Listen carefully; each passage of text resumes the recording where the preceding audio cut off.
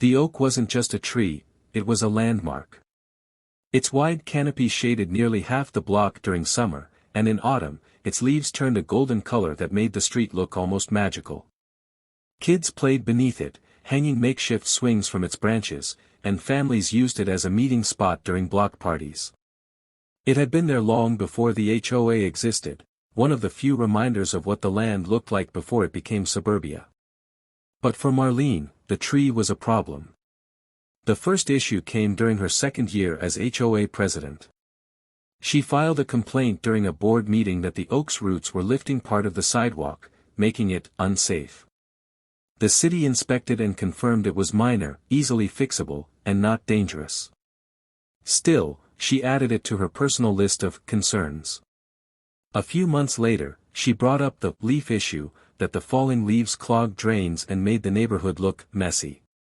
It was clear to everyone at that point that Marlene had made the tree her personal mission. Neighbors said she mentioned it constantly, in casual conversations, at meetings, even in the HOA newsletter. It wasn't about safety. It was about control. Marlene couldn't stand that something so large and natural existed beyond her reach. She couldn't trim it, couldn't repaint it, couldn't regulate it. It stood there like a silent reminder that the world didn't always bend to rules. When David ignored her requests to trim it back, the letters began. First came the friendly reminders. Then the formal warnings. Then fines, small at first, then increasing. David, being a practical man, didn't respond. He knew the city ordinance protected mature oaks. He even attached a copy of the code to one of her notices, highlighting the section that made it clear the HOA had no authority to demand its removal. He thought that would be the end of it. In the quiet suburb of Meadow Glen, life moved at a rhythm that never seemed to change. The lawns were trimmed to the exact same height, mailboxes were all painted white, and the sidewalks looked as if they had been copied and pasted from one house to the next. It was the kind of neighborhood built on appearances, a place where peace was measured by uniformity, and where the Homeowners Association ruled every inch of life. At the center of that control was Marlene Parker, the HOA president. For most of the residents, she was a name that appeared at the bottom of warning letters and fine notices. But to those who had lived there long enough, she was more than that. She was the self-proclaimed guardian of standards. The kind of person who measured the world in straight lines and clean edges. The kind who saw a child's chalk art as vandalism and a yard ornament as a rebellion. For years, Marlene had maintained her reputation as the one who kept Meadow Glen perfect. She conducted inspections with a clipboard and camera, walking the sidewalks twice a week. People whispered that she even took photos of driveways at night just to catch a trash bin left out too long. But Marlene didn't see herself as obsessive. She saw herself as necessary, the only one willing to enforce rules others were too polite to mention. Then there was David Collins, a man who represented everything Marlene couldn't control. David had moved into Meadow Glen nearly a decade earlier, long before Marlene became president. He wasn't the kind of person who caused trouble. He paid his dues, maintained his property, and kept mostly to himself. His home sat at the far corner of Willow Lane, a little farther from the main circle, giving him the illusion of privacy. His pride and joy was an enormous oak tree that stood in the front yard. It wasn't. Marlene took it personally. Soon, other homeowners began to feel her shift in attention. Inspections became more frequent. Fines arrived faster. And yet, her focus always drifted back to that tree. She would stop in front of David's house, staring up at it, arms crossed. Some neighbors joked that she spent more time studying that oak than she did her own home. Then came the storm. One windy night in late November, a large branch broke off and fell onto the street. No one was hurt. David cleaned it up early the next morning, even repairing a section of the sidewalk himself. But Marlene saw opportunity. She filed a formal report claiming the tree posed a severe hazard. Within days, the HOA sent a certified letter giving David 30 days to remove the tree or face escalating fines and possible legal action. David stood firm. He contacted the city again, who confirmed the oak was healthy and stable. The HOA had no legal standing. But Marlene didn't care about legality, she cared about winning. Over the next month, she began a quiet campaign against him. Anonymous complaints started arriving about his yard, claims that his grass was too long or that his porch light was too dim. None of them held up, but each one required an inspection, a letter, and a warning. It was harassment, thinly disguised as enforcement. Neighbors started to notice. A few sympathized with David, quietly telling him to hang in there. Others stayed silent, afraid they'd be next. In neighborhoods ruled by strict HOAs, silence was often the safest response. But David was patient. He documented everything, the letters, the timestamps, even the photos she took. He wasn't angry yet. Just tired. That changed in spring. One night, while David was out of town for a short work trip, smoke began to rise over Willow Lane. At first, neighbors thought it was someone burning leaves. But within minutes, they realized the fire was much larger, and coming from David's front yard. By the time firefighters arrived, the massive oak tree was engulfed in flames. Its branches cracked and splintered, sending glowing embers into the sky. The fire didn't reach the house, but the tree was gone by morning, a black, twisted ruin of what once defined the neighborhood. The fire department ruled it accidental. They claimed it might have been a discarded cigarette or a spark from nearby yard work. But the residents who lived closest weren't so sure. One of them, an older woman who lived across the street, remembered seeing a figure standing near the tree shortly before the flames started, a woman in a long beige coat, holding something small and glowing. A week later, when David returned home, he was devastated. The tree was gone. But as he inspected the area, he noticed something odd, scorch marks in strange places, too organized to be random. Then he checked his security camera. The footage was grainy, but clear enough to see a silhouette. The figure walked up to the tree, paused, and bent down near its base. Moments later, a faint flicker appeared, followed by a burst of light. The woman stepped back, watched for several seconds, then turned and walked away.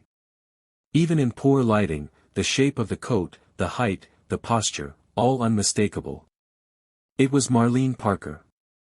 David didn't rush to confront her. He didn't send a letter or call the police that night. Instead, he saved the footage, made copies, and contacted the fire department again, this time with proof. He also reached out to the city's legal department, knowing that arson wasn't just a violation of HOA policy. It was a crime. The days after the fire changed everything in Meadow Glen. The air that once smelled of fresh-cut grass now carried a faint hint of smoke and suspicion. The neighborhood that once moved in routine silence now hummed with whispers. People who never spoke to each other began trading theories over fences and driveways, trying to make sense of what had happened. David's oak tree, or what was left of it, still stood in his yard like a black monument, the charred trunk surrounded by yellow caution tape. Every time someone passed by, they slowed down, glanced at the ashes, and then at Marlene's house down the street. She had stopped walking the neighborhood. The once daily patrols had ended. Her car sat parked in the same position for days, blinds drawn, porch light off. At first, Marlene tried to ignore the growing unease. She assumed that if she kept quiet, people would move on. But she underestimated how much attention she had drawn to herself over the years. The woman who once ruled the community with fines and threats now found herself trapped in isolation. Even the other HOA board members started keeping their distance. Meanwhile, David handled everything calmly. He didn't lash out publicly or post anything online. He knew patience was his best weapon. The footage he had captured, the faint outline of Marlene near the flames, was already in the hands of investigators. They were reviewing it carefully, comparing timestamps, cross-checking reports from witnesses. The process was slow, but steady. And while the city's investigation unfolded, David decided to look deeper into the HOA itself. He had years' worth of letters, notices, and fee statements. Dozens of documents that showed fines that didn't add up, charges that appeared without explanation, and special assessments that never seemed to fund anything visible. He organized everything chronologically, building a timeline that painted a very clear picture. Marlene hadn't just been overstepping her authority, she had been manipulating the system for personal gain. The HOA's financial statements, which were supposed to be publicly available to residents, had been restricted for board use only for almost 3 years. Whenever homeowners requested to see them, Marlene claimed it was being handled by accounting. But now, as rumors spread about her involvement in the fire, board members began quietly leaking information. One of them, anonymously, sent David a scanned copy of last year's expense sheet. What he found was shocking. Thousands of dollars labeled as maintenance for non-existent projects, unexplained vendor payments, and reimbursements approved only by Marlene herself. It was clear, she had been using HOA funds for personal expenses, luxury purchases, travel, and consulting fees that went to shell accounts she controlled. The fire hadn't just exposed her anger, it exposed her corruption. As investigators reviewed the arson footage, city inspectors began auditing HOA finances. It wasn't long before they found irregularities that matched David's timeline.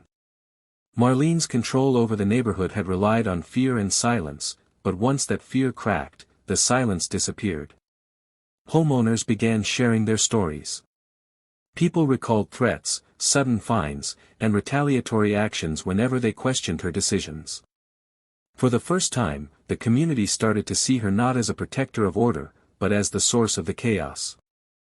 During this time, David noticed something remarkable: the neighborhood began to breathe again.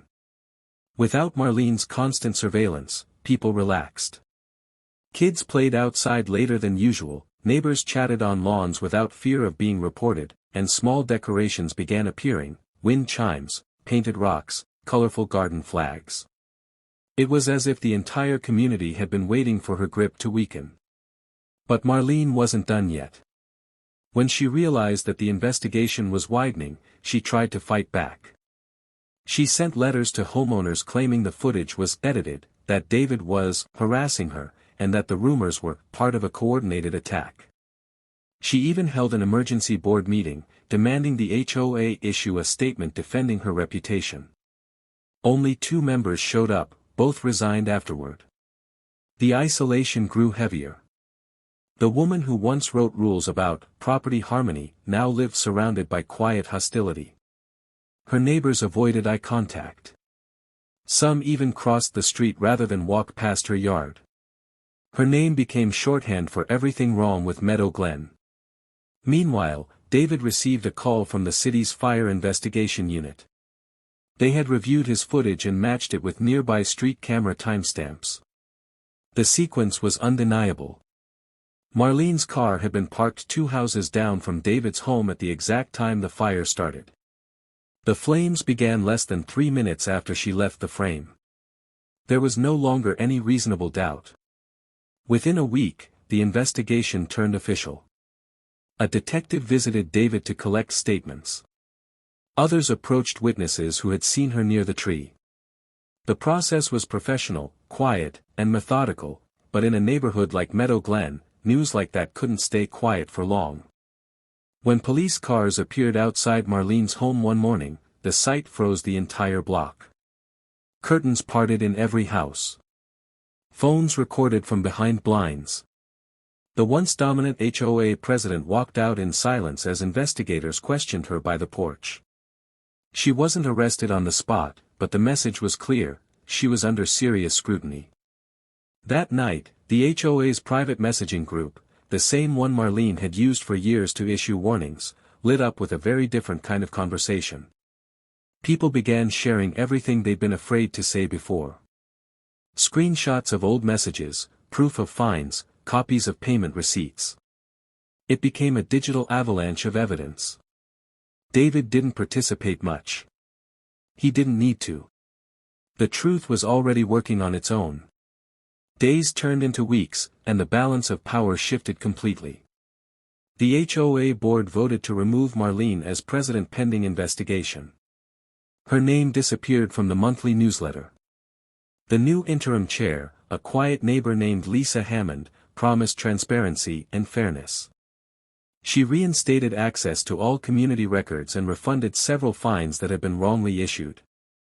For the first time in years, Meadow Glen began to feel like a real neighborhood again. But Marlene refused to accept defeat.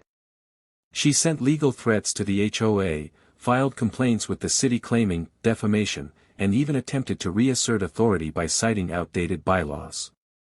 None of it worked. The moment she lost the community's trust, her influence vanished. Then, the results of the financial audit came in. They confirmed what many had suspected: over $60,000 in HOA funds were unaccounted for. The transactions led directly to accounts in Marlene's name. When the findings went public, her last line of defense collapsed. Within days, she resigned, officially citing personal reasons. But everyone knew the truth. What followed was a slow unraveling of her life. The city pursued charges related to financial misconduct. Her employer, a local property management firm, quietly terminated her contract after the investigation became public record. The woman who had built her identity on control suddenly had none. David never gloated. He didn't have to. The destruction of the oak tree had been senseless, but it had revealed something larger, a rot that had spread through the foundation of their community. In the weeks that followed, the neighborhood began rebuilding, not just its landscape but its trust. One morning, a few months later, David planted a new sapling in the same spot where the old oak had stood. Neighbors gathered quietly to help, bringing soil, tools, and small decorations. No speeches were made, but everyone understood the meaning. It wasn't just about replacing a tree. It was about reclaiming their space from fear. From her window, Marlene watched. Her once pristine lawn had grown patchy. Letters from the city now arrived daily, fines, notices, and official documents she couldn't ignore. She had become the very thing she used to punish others for being: non-compliant, isolated, powerless. And as the small sapling took root under the morning sun, the story of Meadow Glen changed forever. Because what started as a battle over one tree had become something much bigger: the collapse of a false order, and the quiet rise of justice in a neighborhood that had forgotten what fairness looked like. But Marlene's story wasn't over yet. She still had one desperate move left, one that would push her even deeper into the consequences of her own making. By summer, the fire had long been put out, the ash cleared, and the soil leveled. But even as the physical evidence faded, the echoes of what had happened still lingered across Meadow Glen. The HOA was rebuilding, slowly regaining trust among residents who had once feared every knock on their door. The new leadership worked to repair what Marlene had damaged, both in policy and in spirit. Yet even stripped of her title, Marlene Parker was not ready to let go. For years, control had been her identity. Without it, she was just another homeowner, ordinary, ignored, powerless. And that, for her, was unbearable. From behind closed blinds, she watched as life continued without her. Neighbors she once scolded now walked freely past her house without glancing her way. Children played on lawns without fear of noise complaints. The HOA meetings she used to dominate now took place in the community center without her invitation. Every sign of normalcy reminded her of how irrelevant she had become. But Marlene wasn't a woman who accepted defeat easily. She began plotting ways to reclaim influence. She started small, spreading quiet rumors that David had fabricated evidence, that the fire footage was doctored, that he had set her up to take her position. She emailed a few remaining allies, the ones too timid to confront her before. But her words no longer carried weight. Screenshots of her messages quickly circulated among residents, solidifying her image as desperate and unstable. Still, she refused to stop. In late July, Marlene filed a civil complaint against the HOA, claiming she had been unlawfully removed from her position and publicly defamed. The move stunned the neighborhood. The lawsuit wasn't likely to win, but it forced the HOA to hire legal counsel, draining the same funds she had once misused. Her goal wasn't victory. It was chaos. If she couldn't control the community, she would make sure it suffered without her. The tension returned to Meadow Glen. Meetings grew heated, homeowners divided between wanting to move on and fearing another drawn-out battle. For David, it was a test of patience. He had spent months rebuilding peace, and now the woman responsible for all the turmoil was clawing her way back into relevance. Still, David stayed calm. He shared documentation with the HOA's legal team, helping them prepare a solid defense. The same meticulous record-keeping that had once been his quiet rebellion now became their strongest shield. His files, timestamps, and correspondence painted a perfect picture of Marlene's long history of abuse of power. Then, something unexpected happened. In early August, a letter from the city arrived at Marlene's home, a formal notice of foreclosure. The financial misconduct had led to fines, unpaid restitution, and mounting legal fees that far exceeded her ability to pay. Her assets had been frozen pending investigation, and her property was now in default. It was official, the woman who had fined others into submission was losing her own house. When the news spread, it didn't come with celebration, just quiet disbelief. The neighbors who had once feared her felt no joy, only a strange sense of closure. For years, she had stood as a symbol of control. Now she was proof of how control, when fueled by ego, could destroy everything it touched. Marlene's behavior grew erratic. Some nights, lights flickered inside her house until dawn. Others said they saw her pacing the street, muttering to herself, taking pictures of houses as if still collecting evidence. It was clear she couldn't accept what was happening. Then came her final act, one last attempt to regain power. A week before the foreclosure deadline, Marlene submitted a packet of evidence to the local press, claiming corruption within the new HOA board.